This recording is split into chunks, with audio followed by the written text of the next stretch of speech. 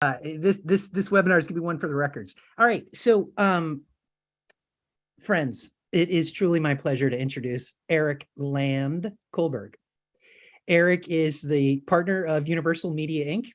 They're based out of Washington, D.C. He formed Universal Media Inc. with his partner, John Page, who's joined us on this call, back in 1985. And he's done a ton of stuff. And I'm just going to give you a little highlight of it real quick so that we can jump in and hear it from the man himself. Now, Eric's been in a lot of music, documentaries, licensing, research, etc. Since the early 1960s. He's basically collected over 25,000 records, 8,045s, and about 250,000 78s. Now, not anymore. Not anymore. He's pared that down thanks to his connections in other archives and around the world, and probably eBay. He's pared it down to about 5,000 people. But Eric he represents a number of film, or UMI represents a number of film and video archives, including, the Jack Parr. Now, who's Jack Parr? He's, the proto of Johnny Carson, right, in late night television. And Eric represents his collection, in addition to a collection that he's been amassing for a really long time. In 2009, he produced the award-winning The Night James Brown Saved Boston. He did that work for VH1, and it won a 2009 Focal Award for the best archival footage and factual documentary. And I encourage you all, I think you can find a copy on YouTube to go watch, but this documentary, and Eric, you were the executive producer in addition to being one of the producers. Yeah, one of the producers. It's such a great documentary. It is such an interesting story. Of course, the night that Dr. Martin Luther King was shot, the country really went through it. In some ways is still going through it. And of all the major cities, James Brown, with his magic, really helped to cool Boston down, or rather probably heat it up so that everybody could get in groove and not not suffer from that real tragedy. And that documentary is just fabulous, and I encourage everybody to watch it, and we'll get into it. He's done feature film clearances for lots of things: Whiplash, Insidious 2, Eye in the Sky, Message from the King. Eric's done a lot of work over the past 30 years for the Smithsonian Institution. He's done things with all sorts of media companies, and ranging from artists from Ella Fitzgerald, Duke Ellington, Louis Armstrong, Celia Cruz, Elvis Presley, as I mentioned, James Brown. Eric's worked with Harvard University recently, helping to clear IP properties for an educational series on the civil rights for high schools. He's done a lot of work with Time Life Music from 1995 to the present. He's worked with Sony Entertainment Legacy kind of since the beginning. 1971. Yes, exactly. And, is currently working on a couple projects for them, including the Philadelphia International Record Artist, which is really choice. Willie Nelson. I mean, come on, Willie, the Jacksons, and Jack White. So, I mean, and now we're just getting into the stuff that he's independently produced and worked with. So we'll talk a little bit about the Marathon Films documentary that just came out on Concord Records on Creedence Clearwater Revival, or CCR. Eric had a major hand in that, along with another colleague, Taylor Uppenhauer, and we'll talk a little bit about that. We'll get into some more of the James Brown production, Rock in the Kremlin, a program on his history of rock and roll in the Soviet Union and its impact on the fall of communism. I mean, Eagle Rock Productions, Jeff Beck, Ella Fitzgerald, Count Basie, doing exhibitions for the Woody Guthrie Center in Tulsa, Oklahoma. My gosh, Eric has even done work for the CIA, helping them with their media and their catalogs. Oh, we can't talk about that. No. Oh, we can't. Exactly. See, this is exactly why we've got Eric, because he could tell me what we can talk about and what we can't. Yeah, that's okay. I mean, no, it was fine. The Grammy Museum, the National Blues Museum, the Gerald Ford Presidential Library, the B.B. King Museum. I don't have time on this call, and I'm only on page 5, to get through his 12-page CSV or CV, yeah, whatever. But ladies and gentlemen, friends, family, colleagues, It is my absolute pleasure, just deep pleasure to introduce you to Eric Kohlberg. Well, thank you, Peter, very much. So you guys are very sweet. Now, what Peter didn't cover is that I started and just going to cover just a little bit about the early years. In the early years, I started in local television in Anchorage, Alaska in 1961 when I was 16 years old. So I had the blessed fortune to learn camera, the rudimentary of directing, audio, shooting film. I mean, they were so sweet to me there at KTVA in Anchorage, Alaska. And as a result of that, I got a scholarship to go to American University. My parents were already down here a year early. I got to spend my last year in high school up there. So it wasn't long before I started working in local TV. I worked as a film editor at Channel 20, WDCA, when it first went on the air. It was the most laborious job ever. It's called a recut editor. You're the poor guy that has to take a feature film and chop 20, 30 minutes out of it to still make sense of it. So, and then put in commercial breaks. But that's how I learned how to edit. So that's how I learned editing techniques of some of the greats by doing that. And then worked as an engineer for 6 months at Channel 5, Channel 5 here. And that taught me everything from how to cut 2-inch videotape, how to do actual splicing, how to, just every form of engineering. And that was even how to set up cameras, do black balance, all that technical stuff. And then I went back and finally finished my degree in college because I was working so much. I was going, why am I in college? So, but I finished my degree and went back to Channel 5 and then became an assistant director, and producer and production manager. So I even done makeup. So I got a chance to do just about everything in television. And all that early roots of learning all that stuff is done well for me in my career going forward. In 1977, I left Channel 5 and I formed a production company called Fax Productions, and we did politicals and campaign spots and tons of commercials, got a lot of Addy Awards for that. I was principally doing directing and editing. And then in 82, I decided to venture into something called Reggae Sunsplash in Jamaica, and I was executive producer of.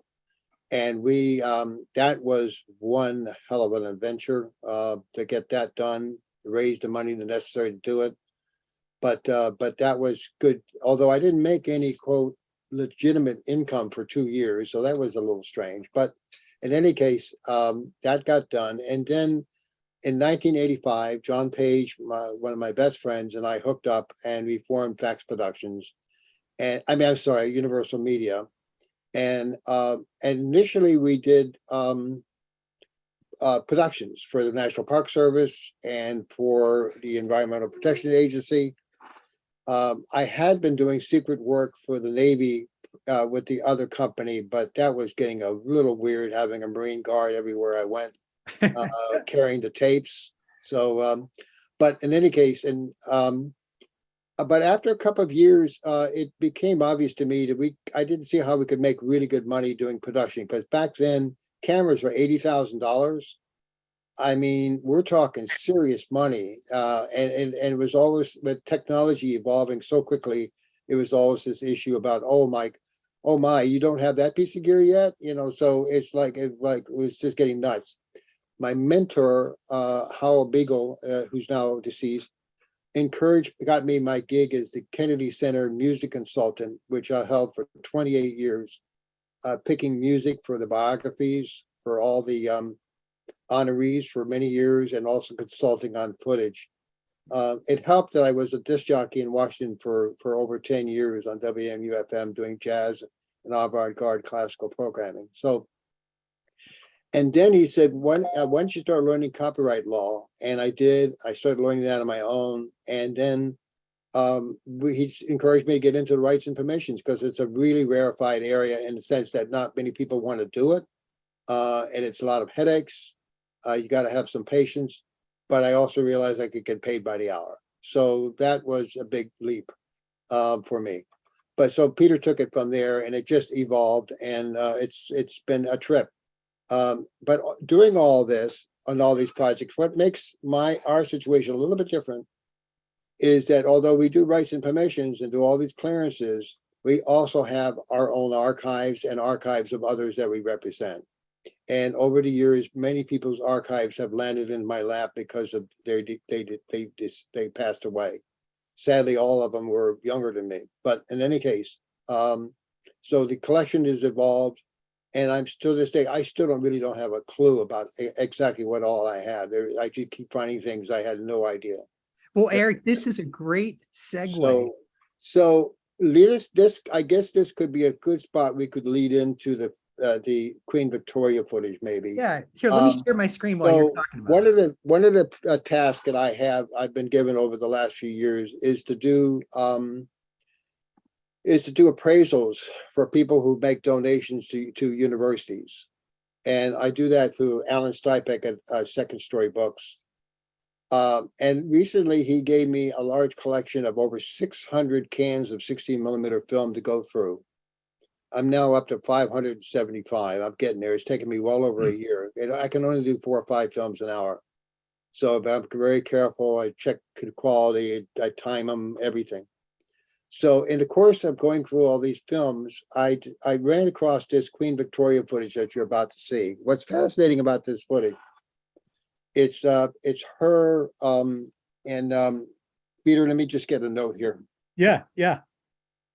By the way, if everybody can see my screen, earlier today, Eric sent me a Starchive shared link with this footage that we're about to watch. So that's what you're seeing on screen. That's what you're going to see. Is what I put up in Starchive. Yeah, Except and then, well, then I don't think Starchive has got the 4K copy in there. But, no, that's right, Eric. But you can see, if you look at the thing up at the top, guys, you can see 4.5.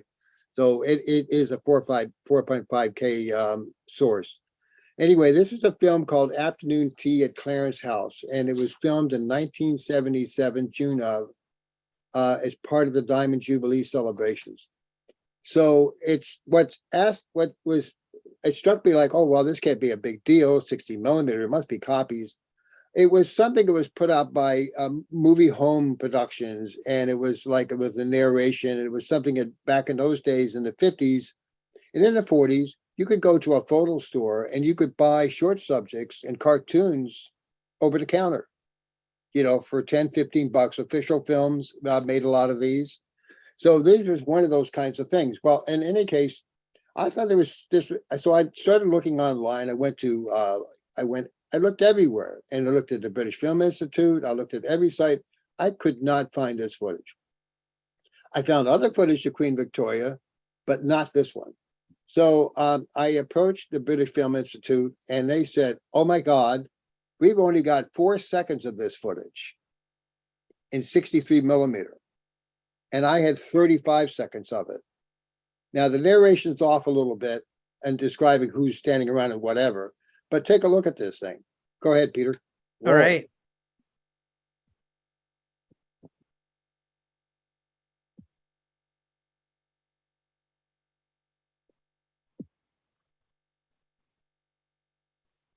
This is 1896. 1897, actually. Oh, 18. Thank you, Eric. Yeah, June 87. That was correct. 1897. That thing is wrong in the date. Years after development of the motion picture camera, a crew set up in Buckingham Palace, and this historic scene remains over half a century later.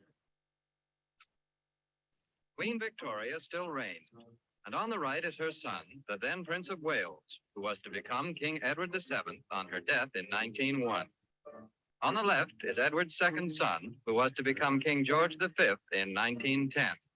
The baby is the present Duke of Windsor, who was to become king for a year in 1936, until his abdication. 3 generations of English royalty in a truly rare scene. About 125-year-old video clip. So if any of your friends ask you, what did you do today?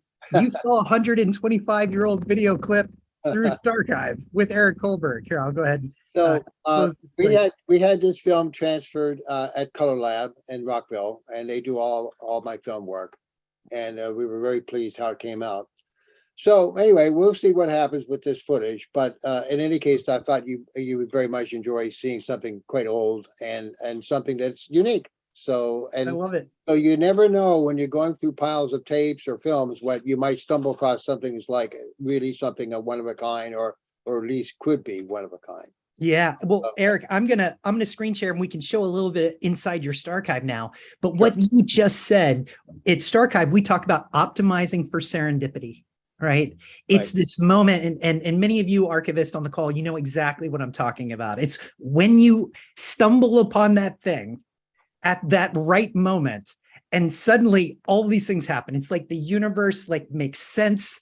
All of these things align. You're just given this insight, this deep cultural insight. So, it's we chose the kind of eyes and ears of cultural history very carefully because Eric doesn't own our cultural history, right? He's the one who's sifting through it. He's the one who knows about it. He has a photographic memory and that has just seen everything. So I'm going to share my screen again, and we'll dive deep into some things that are kind of fun here. And can everybody see my screen? You're looking at, Yeah, all no, right. that's not my, is that my stuff? Yeah, well, Eric, I started out, I'll just kind of like show just really quick. This is the AI, the artificial intelligence that has gone through Eric's Starchive, but I'm just going to scroll really quick. I'm not going to stay on this stuff for very long because some of this stuff is just completely unlicensed, incredible content. But Eric's Starchive is a treasure trove of material, all the way, I mean, 100 years plus old. It includes audio, video, images, stills.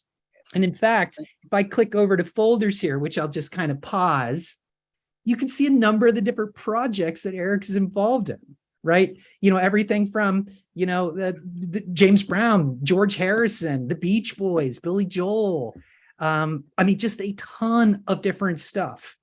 And some of these are categories where I just simply stick, like a whole host of, like click on jazz, for example, and you can just, not a lot, or jazz.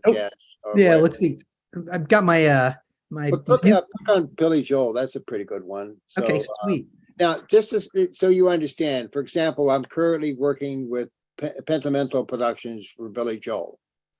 We're making a Billy Joel doc for HBO. And basically, these are screeners that came in from all the different sources. You'll see retro video, there's stuff from historic films. And so what Starchive has been able to allow me to do is that I can, as these screeners come in, I can put them all into one central place so I can see everything that's there. And I can easily send a clip off to the client and I say, you know what, I misplaced such and such. Boom. Yeah. Just like that, I can find it, send it to them in a link, and it's done. And it's been a godsend for me. So and in some lately with some projects now, what I'm doing is I'm doing it in Google Sheets, which I share with the editor, the producer, the director, and each item that's on the Google Sheet of anything that's come in for that project, whatever it is, has a link to a Starchive, the link that goes to Starchive to that particular clip. So they have everything at their fingertips. I could never do that before with Starchive. Yeah. With anything else. There's just nothing else like it. So Eric, Dropbox is the biggest piece of whatever. So, but this is just wonderful. So, but anyway, this is just one project. So do understand that most of what you're seeing here is not my footage. Most of this footage in that category is stuff that that we bought in from others. Now, if he was to put Jack Parr up, you would see all kinds of stuff that we have. So and these are all clips that have been requested by people to see. And so it's different. You'll see certain people in that: King Cole, Godfrey Cambridge, Bill Cosby, and so on. So and some you're seeing some duplication here because some of these are master clips. In other words, what we deliver to the client, and some of these are screener copies. So and now that your thing, if you go over to the next one over with the chorus there. Yeah. Now that can I open this, Eric, with your permission? I want you to put that on for a second because this is kind of historical. Well, it's not historical, but it's one of the first. Go ahead and hit it, and I'll explain. Just turn the volume down. You don't need to hear it. that what is a big deal here is that the choir is mixed. And that was very unique in 1964. Okay. So we're working right now with a group that's doing a show about early blacks in television. And of course, Nat's going to be in this because he had his own TV show. But Jack had no hesitation when Nat said, look, my choir is mixed. No problem. NBC was like, but at first, but Jack had such power that they never argued with him because Jack Parr was one of the first to bring on many black comics, unlike Ed Sullivan and others, and no deference to Ed, but there was a rivalry, and I should clarify that there was a rivalry between Ed Sullivan and Jack Parr. If Jack Parr booked an act, then Ed Sullivan would not book it. At least that's what I've been told. I must digress there because one of my best friends and one of the people who works for me is the granddaughter of Ed Sullivan. So I no negativity here. Yeah. But what I want you to see is just that. So when the client told me that, boom, I could just pull my tape. As you can see over here, it says Parr tape number 46 under identification. It says the source, the song, the date. It's all there. So if I had taken the time, I probably put a comment in there about that. But it was something that I kind of more or less realized when they came to me for this request. Oh my God, the sun's coming in here. So, but anyway, so you can get out of this, Peter. But I just wanted to show that example. Yeah. Hey, so, why don't let's jump in here, Eric, because you told me a story. I mean, look, has everybody likes a good documentary that showed up here? Are we documentary fans? Yeah, right. There's so many good ones out there. I mean, from the night James Brown saved Boston to the new CCR one, but there's also one on Nina Simone. And it's an awesome Nina Simone documentary. Eric, you want to tell these folks just a really quick story about you interviewing Nina in that documentary? When I was 19 years old, I interviewed Nina Simone for my radio show in 1966. And it's the only known interview that was done with her in the 60s. So Liz Garbus, there's one thing I've learned in my world is I should never tell people I have something if I can't see it physically when I say that. Because I have so much stuff that I say, I know I have it, but where is it? So, and for the most part, I can find 80% of things I think about. This was a tape that got an audio reel that got misplaced in a box and got sent off to our storage place around the corner from here. And it took me a month and a half to find it. It was one of those things where I said, I got to stop looking and it's going to just, appear out of nowhere. And sure enough, I saw a box and I said, you know what? I wonder if it's in there. They called me every single day. Anyway, if you watch Liz Garbage or whatever, I think it's called Whatever Happened to Nina Simone. I think it's something like that. Yeah, it's great. It's on Netflix, by the way. The first part of it, you'll hear my voice talking to Nina. It's in the very part of the thing. So that was pretty cool. So I don't think I put that in Starchive. No, you haven't yet, Eric. But I haven't done that. Go ahead. Well, I mean, Eric interviewed John Coltrane, friends. I mean, this is how the access that he's had, the unbelievable insight that he's had to these just icons and these greats. It's one of the reasons why I consider him an icon, ears and eyes of our cultural history. I'm just so excited to share it. Peter, guys, it's girls and guys and gals, whatever. I've been in Washington since '63, and I was not afraid to just get out and do whatever I wanted to do, and I went to the Howard Theater, went to the Bohemian Caverns. I just was out doing these things. And I was never fearful of trying to approach people to try to talk to them. I mean, I met Otis Redding backstage at the Howard Theater in 1964. And we ended up going across the street to a pool hall, and we played pool together between sets. I was shaking, I was like, is this happening to me?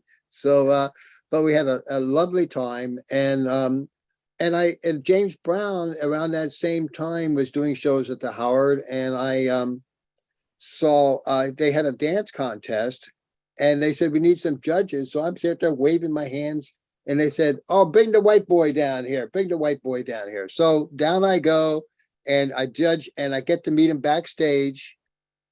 4 years later, I had him in the studio at Channel 5, and I'm directing him in a TV show called Back to School with James Brown, that encouraged young people to go back to school after the riots in '68. So, and then all these years later, we did that James Brown documentary, and I think Peter was saying that was quite an epic. The Yeah. big thing about that project was it wasn't so much about the rarity of the footage. I mean, we knew where most of what we wanted to use. WGBH had the Boston Garden footage. I mean, there's some rights issues that were a little screwy, and maybe they kind of put a gun to our head on the money. But in any case, it took 9 months to do the negotiations with the James Brown camp before I could get that part done, and only 6 months to make the show. So, and the holdup on that was that one by one, they discovered all these. This is just after James passed away, and they discovered all these people had been absconding funds. So one by one, they were getting shoved out the door, including the great Judge Al Bradley, who was not a judge. He was a bail bondsman, and his phone number was 1-800-USA Bail. So he was the one that took care of James whenever he got in trouble.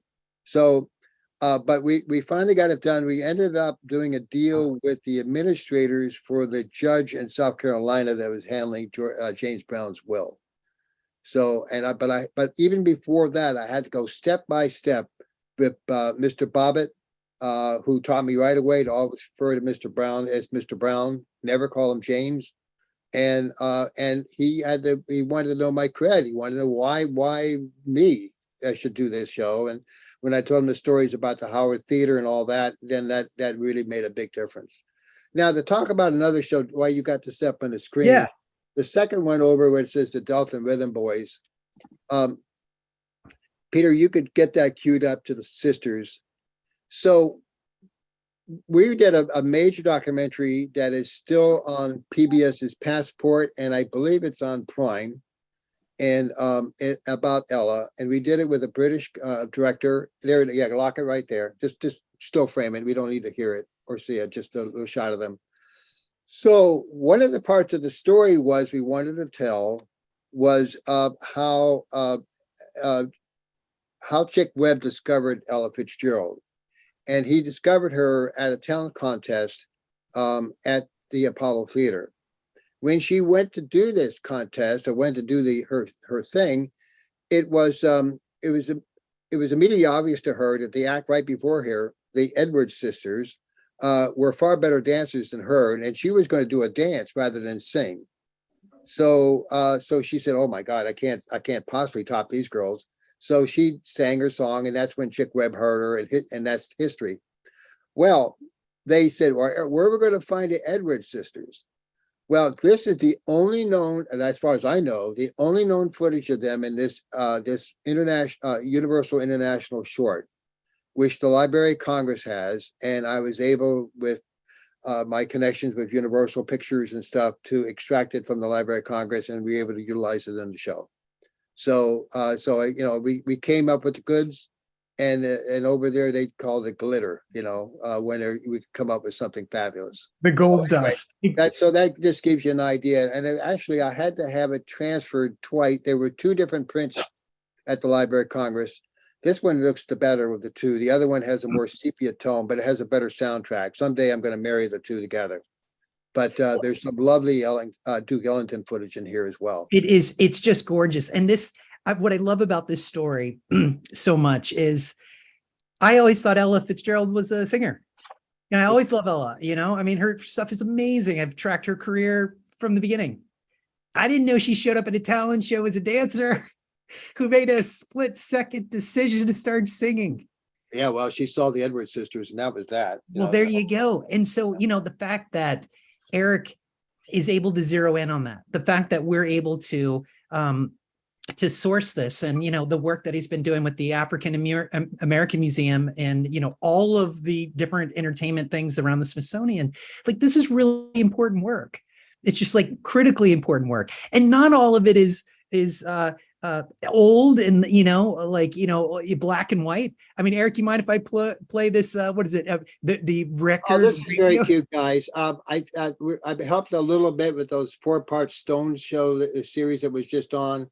I said, let's do them in case they didn't have it. They did not have it. I didn't use it, but I just. Oh, I'd know that tone anywhere. What a sound. Maybe it's only rock and roll, but I like it. You'll like it too. The latest release from the Rolling Stones, It's Only Rock and Roll. So again, this kind of stuff, right? What do you call it? Media ephemera. One of the things that Eric and I talk about quite often is that everything that we know about, the things that we've seen on TV, right? The things that we've heard on the radio, they're like less than 1% of everything that's been made. And typically, because my background's been in a recording studio, and what often happens is it's like the vibe of the day, right? You record something and everybody's like, yeah, I'm not sure I like that. What happens? It like goes onto the shelf and it's amazing. And you knew it was amazing, but everybody's tired, right? And so that's what Eric has been able to source through, build in his collection, is just all the stuff that no one's ever seen. And that's how we got the CCR, Now, if we some other stories here, or just expressions, we mentioned the Creedence Clearwater Revival documentary. So can I open that? No, don't go to that. But I'm going to have you play something that's on the bottom here. Oh, okay, cool. So they wanted to. One of the first songs that they put out when they were really young, before it was even called CCR. Was Dale. They did a cover of Dale Hawkins' Susie Q. So you can play a little bit. So I got this from Dick Clark as a screener here, and just play a second or two of it.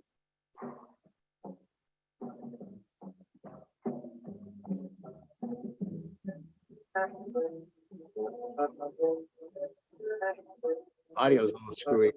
Okay, stop it, Peter. So you get the idea. So, but they decided, both because of cost and also partly because wasn't quite what they're looking for. They decided to instead utilize the soundtrack from the record of Susie Q by Dale Hawkins. And David, Peter, if you go out, you can show them the footage they ended up using. It's over on the far right, Teens Dancing. And we'll see you all on its way up in Washington. No, just kind of advancing it. You remember that from the documentary? And over here, this is the CCR folder where all of that stuff was compiled and made when they collaborated with it. Right. So they said, "Oh, this is perfect. They're dancing to the song. That works better than Dale Hawkins actually performing it." So for them. So this is footage from a show called The Milk Grant Show from 1957. I worked for Milk Grant when he owned Channel 20. So my history with him goes back a long ways. And I saved this print from being destroyed when I found it at Channel 5 many, many, many years ago. So, but yeah, so this is, so that's what I do. People send me scripts, they send me really early on in the productions, and I try to help them come up with imagery or suggestions of imagery, how they can best tell their story based upon knowledge of things I've seen, either of my own or other people's. And do keep in mind, one of the key things that why people like working with me is that I don't just send them my stuff. If somebody asks for something by an artist or whatever, I go to the ends of the earth to bring in everything. And then they can make a final decision what's best for them. And then I'll make deals for them for other people's footage. And if they really like mine, I try to be a nice guy. So, but hey, speaking of being a nice guy, Eric, should we give all of these beautiful people a chance to ask any questions? I mean, all we've been doing is show and tell. We could watch some George Clinton here in his yeah, exactly. Underwear. I know Tony likes that. Yes, Tony. I feel you, man. Awesome. Okay, well, let's open it up to some questions. Don't be shy here. I'll stop sharing, and you're live on the air. Hi, Eric. I'm Hi. Tony, a moving image archivist based in Los Angeles, and I actually spent some of my childhood in Fairbanks, Oh, um, wow. Okay. in Alaska, and I went to elementary school at Eielson Air Force Base. So I didn't work for the CIA, but I worked for Air Force elementary school. And I also was an archival consultant on the Rick James documentary that Showtime Right, released right, last right. I year. love that show. We really enjoyed that Yeah. show. And I think he performed at the Sunsplash in '82. No, no, he did not. Not in 82. Okay. Okay. He made that another year, but I mean, I have 34 hours of material from that concert and it's not on any of my list. So, Okay. Well, we could have definitely sourced some of your content. I mean, even some of that George Clinton stuff we could have sourced possibly. But I wanted to ask you, my specialty is as Peter mentioned, more of the moving image ephemera. So my research and archival interests focus on how media companies brand themselves and also advertise their products. So, for example, that Rolling Stones TV spot, which was amazing, that's kind of right up my alley. But I wanted to ask you, how much of that ephemeral TV spots or even TV promos, you worked in television, how much of that is in your collection? I have probably, I don't know, really older stuff. I would say probably maybe about 3 to 4 hours of, maybe 5 hours worth of commercials. Okay. And especially, I have a really significant collection of animated commercials. Commercials that were purely animated. I have one roll that's nothing but Alka-Seltzer commercials that were done. So I have a really, really nice collection. I still have a lot of commercials, not a lot, but I have a few commercials that won some awards back in the day, back in the 70s. But when you work, it's so funny. Most filmmakers run into the same problem. They're really bad about keeping their own stuff. I mean, it's really weird. They go out of their way to collect other people's stuff, but when it goes to their own stuff, it's like, huh? So, I've had musicians come to my home and go through the records and realize, wow, I've never seen this record before, so just a quick story on that front. I met Aretha in the Franklin in the green room for one of the Kennedy Center honors, and we got to chatting, and she told me that her boyfriends had ripped off most of her vinyl from her. I said, oh, Aretha, that's terrible. So the following year, I knew she was going to be coming back. I showed up with 34 of her albums. Wow. And she was thrilled. She was thrilled. So I really felt good about that. Eric, But going back to commercials, yes, I do have commercials are just, I mean, I've done a lot of shows, but I have to tell you, the excitement of making a 30-second commercial, I know this sounds crazy, but the excitement of trying to squeeze in a story and make it funny, some humor to it, and get it all into 29 and a half seconds was always a challenge, but a really fun challenge. So I did like making spots, and I have a nice little collection. We can certainly talk more about that. I'm going to hook you guys up because Yeah, I think so, you both really like each other and have a ton to talk. We've got another question coming in from Coolio. So you're up. What's up, guys? Can you hear me? Yes, we're very good. Awesome. Very nice meeting you. Came to find out about you from April, so I guess I got my connection here with Peter. Nice. So yeah, heard your story, love it. I would say I'm a lot younger on the tracks of becoming a music talent scout or just a music soul, but working my way up. Also, I put the background. I saw someone. Who was it that put the AI background with the road and the car? That's our co-founder, Richard. Yeah. That's one of my AI arts. So I've been I've been playing around with AI art for a while, and this piece is called Music Talent Scout Painted by His Emotions. But little side piece.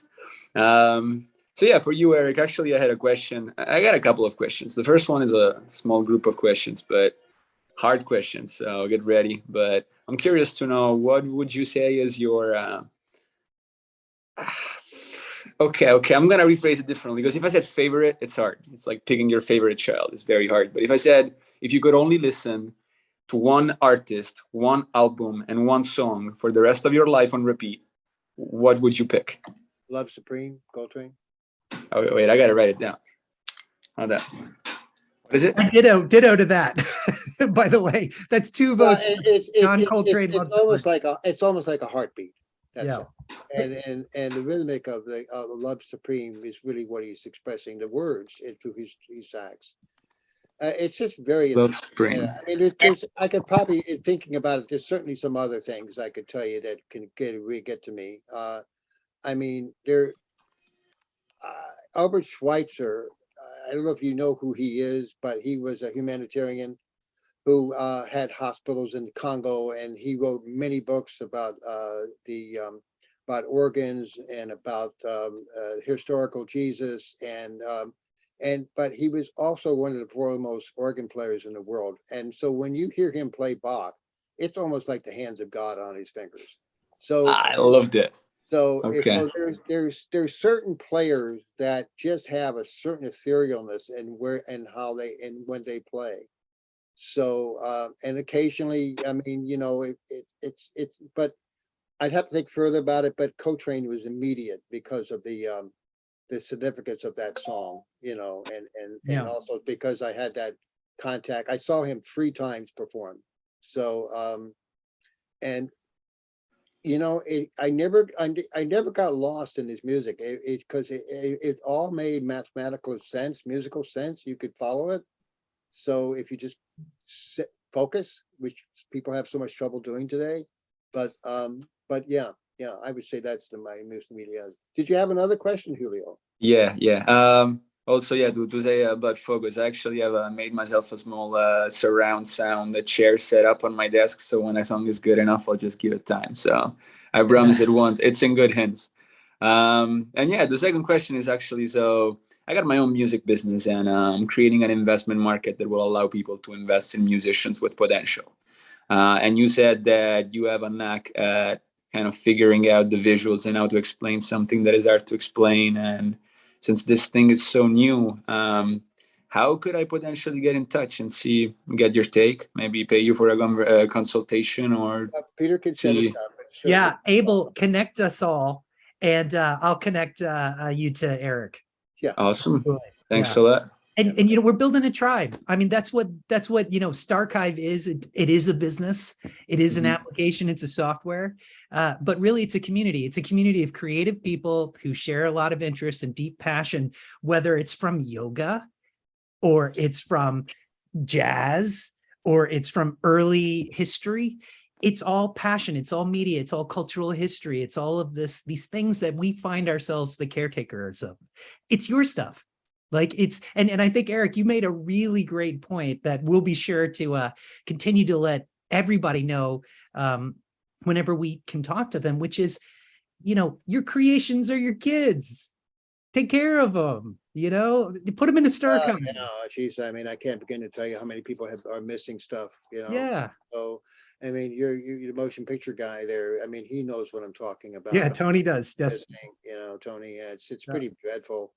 So, I mean, I hear horror stories all the time. I mean, I just don't want to, you know, dwell on them, but you try to let the stuff, you know, roll off your back when you hear about a big collection just being dumped, you know.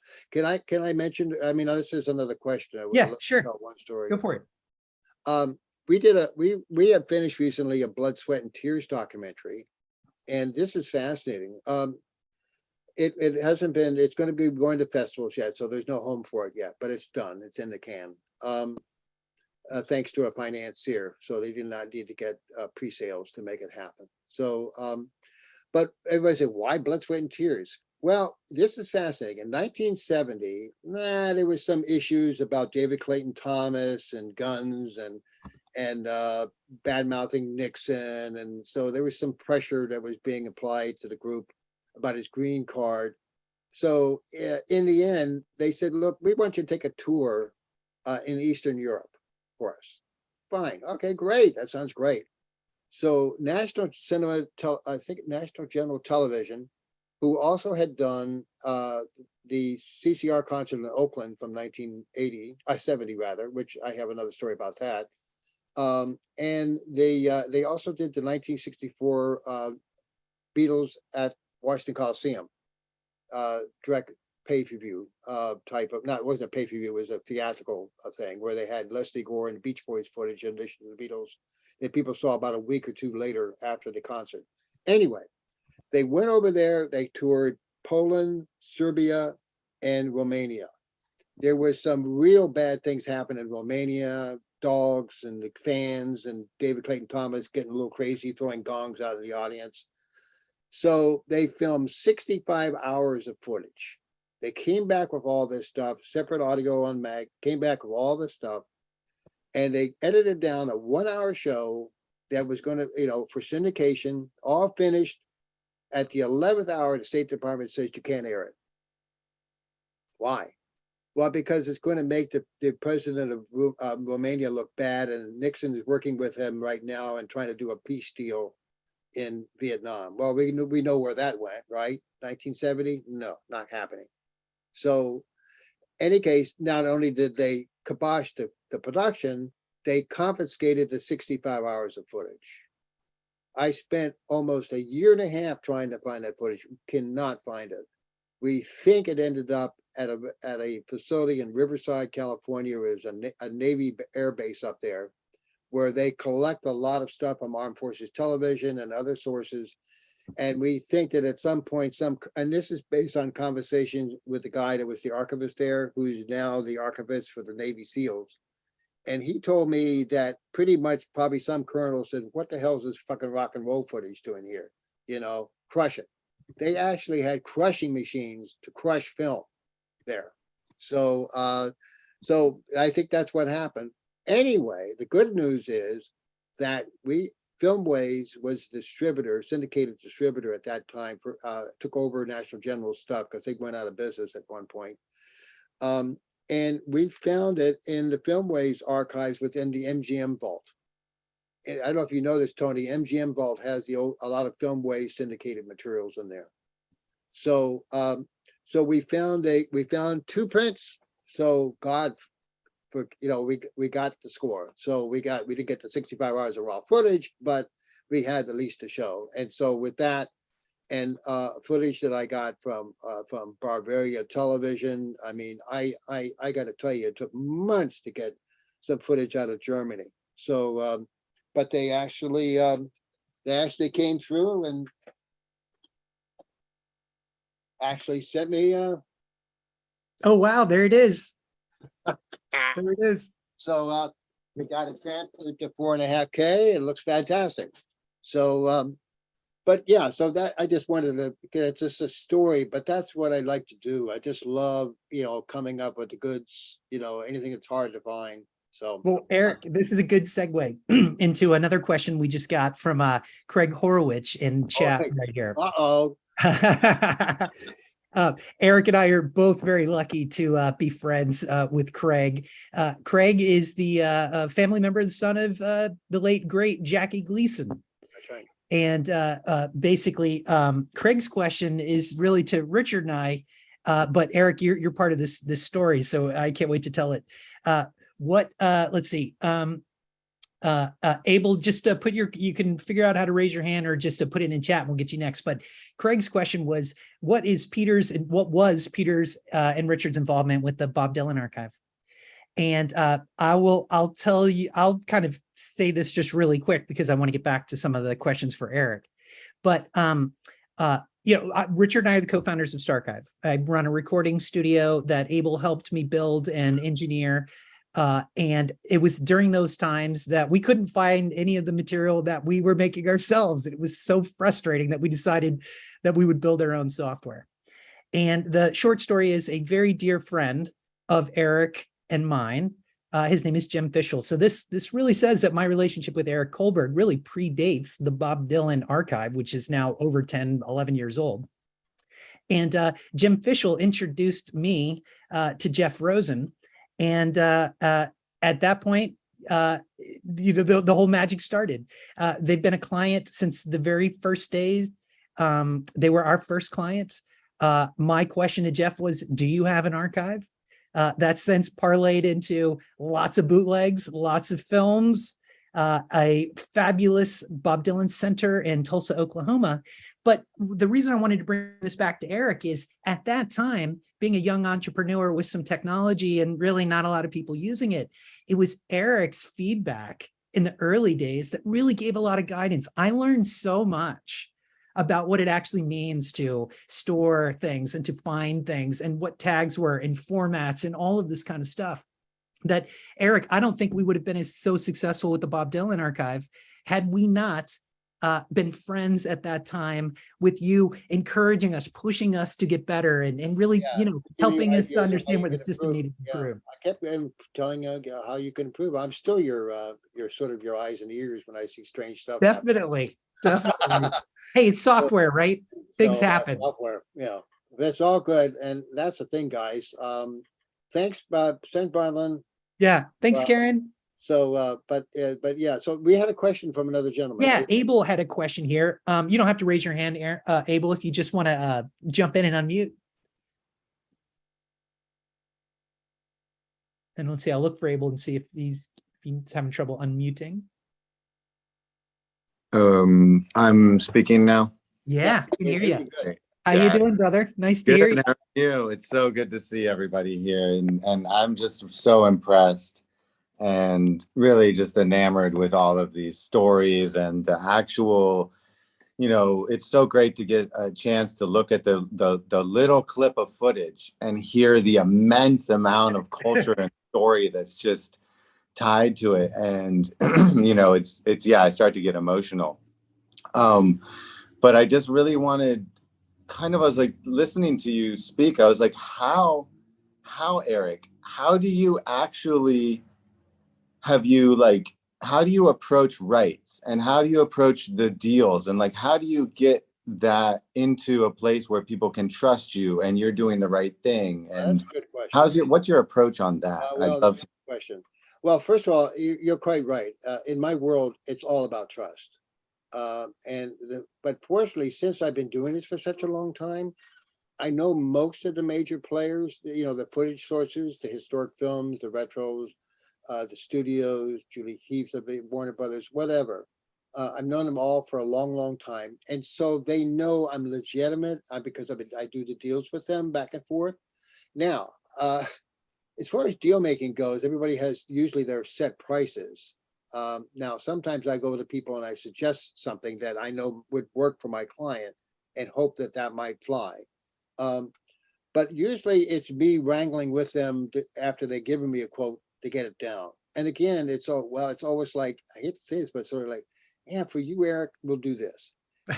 It's partly because I've been consistent. I always make sure the contracts are signed and I always make sure they get paid.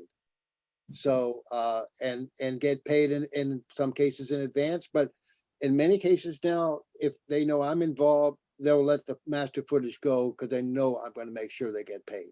So I think it's just a cumulative number of years of doing it. As far as approach goes, oh boy, I mean, I'm a soft approach. I do not yell. I'm not a yeller. That old school yelling at people is pretty passé, but I think you just got to find options of ways to, maybe if we took this partial right away, maybe you would agree to this, but I'm not a big fair use guy. So I like to get everything clean and straight and do it right. There's some things I'm willing to take a risk for, because that's what clients come to me for, is what is our risk if we use this because we can't find the owner. Yeah. For example. So, it's an orphan work, so it's a case by case basis, but when I'm currently juggling about 7 projects right now. So, and that's my hardest thing is letting a project slide for a few days and not take attention to it, because sometimes I just got to stay very focused on one project. But I often jump around and do 3 or 4 projects in a day.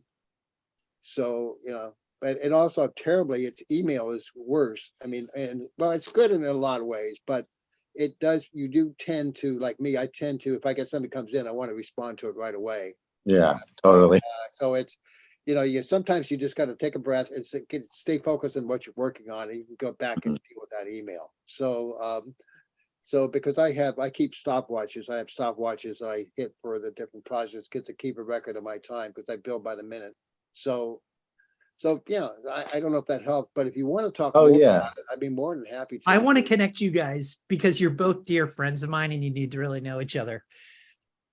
I hope that Yeah, helps. no, that helps, Eric. I think that's really great. Like, just the process is so important. I mean, the work that you're doing is at such a high level. So whatever that process is, to me, that's what I would, I want to study, in like, how does that actually happen? And what do you need to do to sustain that, over time? Yeah.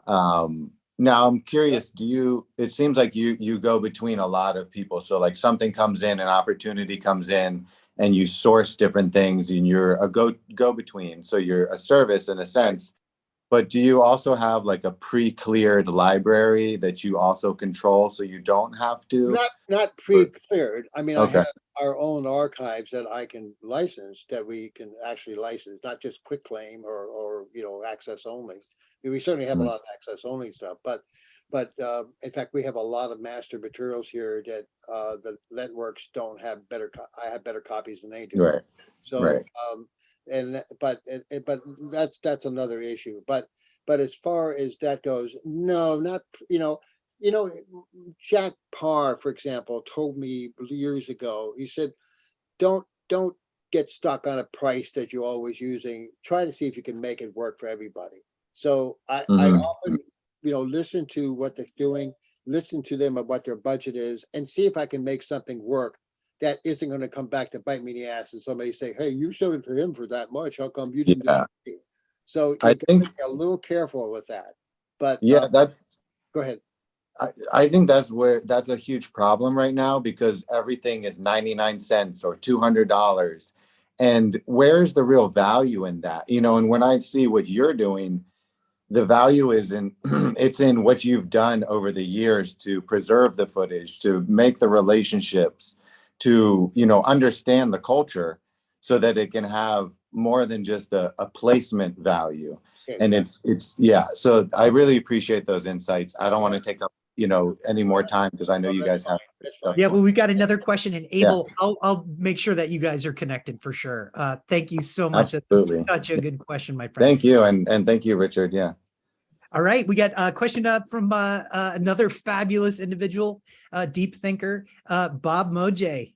Bob, are you there?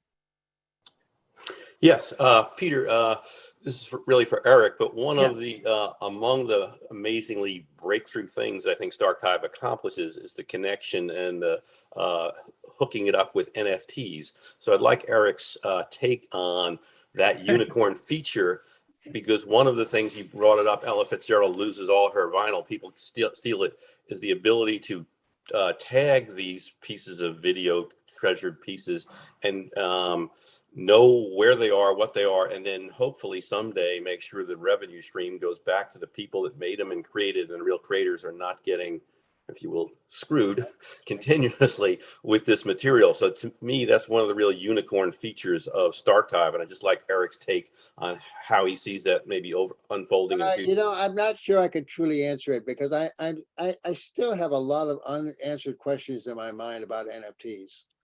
So let's answer it. Richard and Peter are going to guide me on this, because Let's answer it in a little bit of a different way, because I heard something also coming from Bob. I mean, look, NFTs are simply technology, but the reason we invented NFTs, or not me personally, but people, our community, I think, is really to establish a link to provenance and distribute fair and accurate value.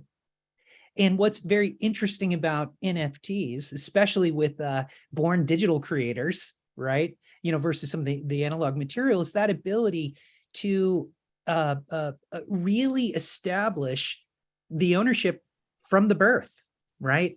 I mean, what is challenging about NFTs is it's kind of like saying, well, hey, Bob, how do you change the oil in your spaceship? Well, spaceships are really new to all of us, right? We haven't all changed the oil in our spaceship yet, right? So, it is kind of very new to us. do you either want to respond to that, Eric, or Bob? You Well, want to? no, I just want to say, I mean, I get the impression, this is just an amateur's impression about NFTs, and that in terms of my kinds of concept, stuff, content, is yes, I've got a lot of, for example, I probably have representing somebody, maybe 300-400 hours of audio performances from local clubs here in DC. I've also got, maybe we've got 20-30 hours on videotapes. You saw some of them on the thing, Sun Ra, Ornette Coleman, from local clubs. All that stuff is unique. It's never been seen.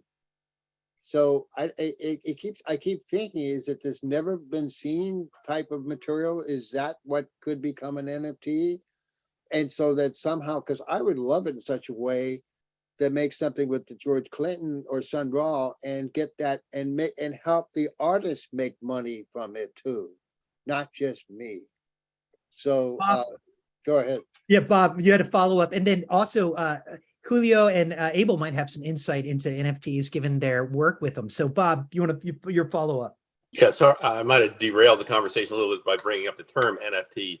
But more, you were just talking about the trust you build and how careful you are with negotiating with people for the rights to use the material the first time. But it seems, and the other gentleman had a question similar to that about how you establish those things, and it's the same deal, everybody. It seems like this technology, what Starchive allows, is a seamless marketplace for all this stuff, for all of it to be tracked without doubt, how often it's being used and whatever, so that the revenue of the stream of revenue, that this value that you're creating can be continuously distributed back to the people that are the creators and the ones that should be getting that revenue. However, whether it's NFTs or however it's tracked, now that everything is in the digital cloud, everything can be seen of who's using it and where, when, and it seems like at long last we might be able to solve the disconnect between brilliant creators and people that rob them blind. Well, it would be lovely if there could be a streaming situation in which I could put up all my stuff and there'd be a revenue stream that would, some of it could come to me and some of it could come to the artists that perform in it. Wouldn't that be sweet? Yeah. Eric, I think the promise, this is Richard, obviously, I haven't talked too much in this, but this is the area that I've been spending the last 2 years in. And I would say that the promise of this technology is profound. The experience of it today is still a bit of a mess and very early. And most of the things we all believe are capabilities we will see come to fruition, like you're talking about, are things that we're going to see in the future. And it may be a couple of years while we get some of that ironed out, but the capability will exist for you to decide to publish that kind of content and then monetize it in a whole variety of ways, whether that's selling NFTs as access passes or tiers of membership to content that's never before seen, and have those things programmatically split revenues among all of the constituents or stakeholders in any way that gets defined by you and the community. And I think that's a really, really profound piece of technology. We got to wait a while for a lot of us builders to go build the rest of the things that make that real. And get a lot of people to cooperate, like music, like music publishers, So, for example, well, music's probably the hardest. Yeah. I want to, guys, I'm astounded how on Instagram you hear all this music that these kids use underneath and people lip sync to. Is there some kind of a royalty set up that publishers have set up? Oh, we've got the right people to answer that question. And so here's what I want to do. I want to go back to Julio just really quick to give us a rendering, and then Abel, I'm sure you can comment on that. But before we go, I just want to clean up for the record one thing that I said. I mentioned that all of this stuff is new to us, and I believe I said, it's like new, like changing the oil in your spaceship. That was a misstatement. What I actually meant to say was to clean off your solar panel that's driving your spaceship, because personally, I don't want to see oil in my spaceship. So that's just a little bit of Peter talking here. I know. I just wanted to clean that up for the record, because I know this is being recorded. So at any rate, Julio, you're next, and then we'll hear from Abel. And if Eric's willing, we'll go another few minutes here. Yeah, I'm fine. Okay. Son doesn't blame me here. All right. Okay. I'll keep it short, but you're opening big Pandora boxes with rabbit holes inside. So, I would say the first shift about understanding NFTs is a shift in culture. So more than the technological aspect, which I'll mention in a minute, is this understanding that for the first time, it's a user economy run by the user, created by the user, built by the user.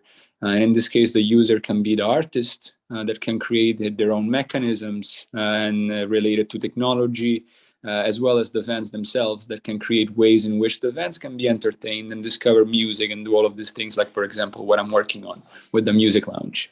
But the idea is that, first of all, the shift that is happening with NFTs is a cultural shift where for the first time in a while, because I think since patronage, which was all aristocratic, big money people just financing artists, right now it's a little bit of that, but multiplied by a social aspect of collection. So the same way that you're collecting, for example, the CDs or vinyl records that you have, they are just you, right? So it's just like you and whoever comes to your house and gets to hear it.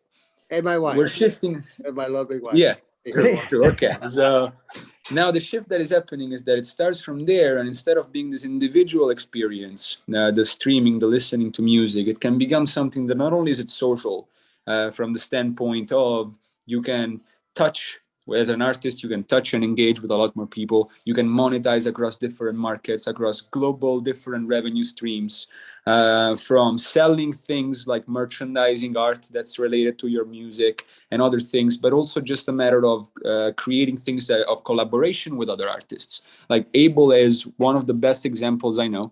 I think he's I've collected. He's the artist that I've collected the most things from because I see the potential. But this idea that because of that potential, I am there thinking, on one side, it feels good. I like this. I can collect music, and somehow I don't know why I like having it, which kind of applies to why you have vinyl records compared to just downloading that stuff on Spotify. On the second side is this connection with the artist, which is an incredible thing that has never happened before, where the fan at home can connect with the artist, and all of a sudden the artists know who their fans are, because on the blockchain you can tell who bought what, and Abel can tell if I'm a stop supporter or his last one, or if I'm not involved at all. And then the third part would be that now all of a sudden the users have this talent scouting mechanism in the same way where, how with a stock, you're looking for that thing with potential, like, oh, Apple, like I found the next Apple or the next Amazon, and it's very early and I can make so much money from just knowing early. It was never a thing with music. Never, ever, ever. It wasn't it was a thing with art at some point, but like at a consumer level. I'm talking not like A&R just scouting their own people and finding things behind doors. At a consumer level, it was never really a thing. Now, for the first time, you have the user just looking to find that next piece of potential, because it can be the talent scouting component can be monetized.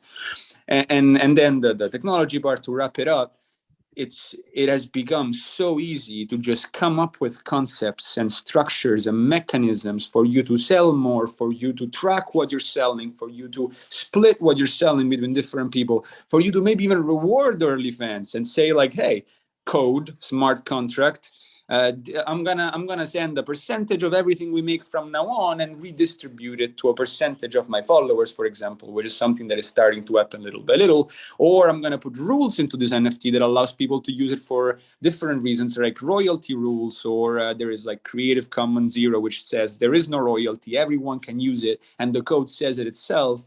But now it's like technology where instead of you needing like 5 companies that have 10 tech teams and developers and engineers putting together that one website for you, it's like everybody has these ingredients that are super powerful, where in a matter of 2 days, you can learn how to release new music without anybody charging you $30 a month and then maybe paying you a cent every 50,000 views. And you can monetize right away, because instead of needing 10 million fans in order for them to pay you rent, maybe you could just impress 10 people a lot, and those 10 people can be your first 10 fans. So it's this shift not only in tech, where it allows you to do so much more, and you can be creative. You can be a talented creative, not only with the music you post, but also with how you post it, because there's so many different ingredients, so many different tools and brushes in this tool set.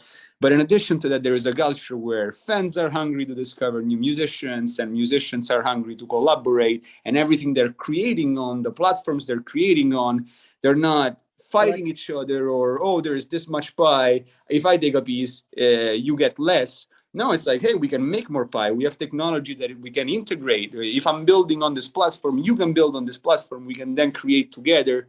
So the technology alleviates this process of collaboration, and then the culture makes it a new level. It's like it's this thing where we can merge together. It's meta. That's what metaverse is. So yeah. Well, thank you for that. That's excellent. Thank Very you. well put. So is there any other questions out there? Or do we need more stories? I know, that's enough. Well, Eric, I want to be mindful of your time. This I'm is fine, something I'm fine. So, no, you know, he was talking about music that people haven't heard. You know about Northern Soul, right? Like some of you maybe. Northern Soul was a phenomenon that's still going on, but it's much stronger about 10, 15 years ago. Unknown rhythm and blues and soul music that came out of the South mainly during the 60s, in the middle 60s. It was so hard. Bye, Tony. It was so hard to get your records on the radio because Stax, Atlantic, Motown, and British Invasion dominated the charts. So there was so much good music that was coming out at that time. Well, those records now are astoundingly, can be very expensive. We sold through Jim Fisher, we sold 142 of those records, 45s, for $38,000 about 15 years ago. We sold 3 Shrine Records, which is a local DC label that Anna Gordy, I think it was Anna Gordy owned here in Washington. And so I sold those 3 records for $2,500, and the guy doubled it. So right around the corner. And most of these people that bought these records were disc jockeys in Europe that wanted these really cool recordings to play because they had the only one, you know. So it was quite something. Well, anyway, I got to be friends with Miss Gordy in the day I was introduced to her. This is Barry Gordy's wife? Yes. Yes, so Barry Gordy being the founder of Motown. Right. I'm preaching the choir, everybody knows this. Right. So just before I tell you what happened with her and me, the demise of the label was because Barry threatened Schwartz Brothers, who was the record distributor here in DC, that if they distributed her records, he'd pull Motown out. Well, nah, that wasn't going to happen. So anyway, so it did not fare well. But anyway, they did make some nice recordings. I got to sit around and hang out in the recording room and stuff because I did produced a few records back then. So it was fun.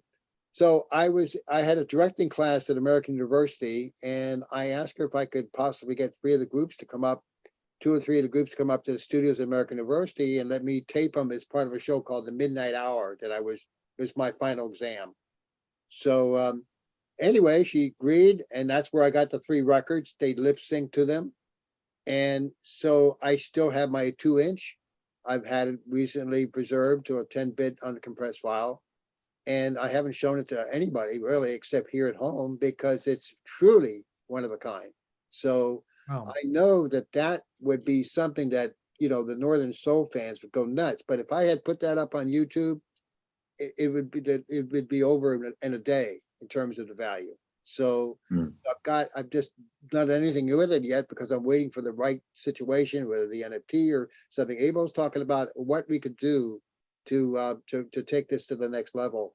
But that's an example. That's just one piece of footage like that. But I'm a saver. I save everything, you know. So you know, and now a Starchiver. I've got too many storage spaces, New Jersey, London, and here. So well, you know, Eric and Julio and Abel and Richard and everybody else, it seems like we have got to do another webinar where we really dive deep into that rabbit hole, into those Pandora boxes, and invite Abel and Julio back and really look at the intersection of where NFTs and Web3 are going. Because if you go back to those Northern Soul 45s, right? I mean, and to get, to show Eric's point of view, I've never heard really of Kenny Wells before. Yeah, and I that's- picked up this for 70 cents, Richard, at the Nelson County SPCA. This is worth $800 on Discogs, right? So my question is, how, and I, maybe I sell it, maybe I don't, but my point is, how does Kenny get that money back? Well, That's what Julio's talking about. Like, this is about this, the way that the blockchain is working with, and what Bob was saying about rewarding the creators. If we're moving into a user economy built by the users for the users, so that the users can, continue to build that. Benefit out of it. Yeah. Yeah. This culture, I won't even use the word technology here. I think you're totally right on for using the word culture. This culture is shifting towards the gratitude and community level of, I want to do it together, right? And we do want to reward these people. We don't want to see these incredible artists. Like, I mean, put yourself in Keith Richards' shoes when they were looking at Muddy Waters, prior to them giving Muddy Waters a little halo effect, a little sunlight, right? It took a white British rock group to bring back a lot of this blues, and so I won't get on. That's very true. I mean, I have to tell you, that's a very distinct memory. I mean, my first memory of the Stones was their first records where they were playing blues. Yeah, and that triggered for a lot of people my age at that time. Well, who are these people that they're emulating or singing songs that they performed? And that's why there was that terrific resurgence. I'll never forget when the Chess Records guy gave me Louise and Killing Floor by Howling Wolf 45. That is a monster 45. To this day, it just rocks the house. But I was just like, what the hell is this? This is amazing. And it just took it on. My wife, Connie, who I think is still on board, she went to Newport and saw Howling Wolf. So when he performed up there. So, but just so you know, there is a works in motion for a documentary about the Newport Folk Festival. So hopefully that will come. Murray Lerner shot all that incredible footage. About 80% of it has never been seen, and it's all been getting transferred to 6.5. So it's going to be that. It should be a lot of fun. But you're quite right. Well, whether it's Web 0, Web 1, Web 2, or Web 3, one thing is always going to stay the same. We want to keep the audience wanting more. So we can go on and on and on this webinar. Eric's got so many. Well, thanks, Peter. And we could talk about NFTs. I could certainly talk more about, thanks, Robert. I think, I could certainly tell more fun stories about the making of shows and what we went through to make them. Eric, would you be willing? The length I had to go through to make things happen, or how ABC News couldn't give us a decent copy of Miracle on Ice footage, and I had to pull it off a laser disc. I mean, please. So, I mean, the stories are really awesome, and with Eric's permission, maybe as we get a little bit deeper into the fall, he'll graciously give us another hour of his time to tell us these stories. Because he is just one of my most favorite people, seriously. And Eric, you know how much I love you, but to be able to share it with my community, with all of you all, and to have Eric's incredible support behind Starchive, and this discussion on Web3 and going back to footage from the Queen Victoria to Web3. I mean, come on, where are you going to find that on the internet now? Everybody, it's a pretty broad. And not to overly hype Starchive, but Peter, I'll say it again. I mean, I don't know how I could do my work now without it. I mean, I honestly mean that. I just honestly mean that, because it makes it so easy for me. Go downstairs, transfer something to I hate to say it, guys, I transfer stuff from my digital beta cams to a DVD, bring that up here, and then I make a file from that. So, but it's simple, it's easy for me to do.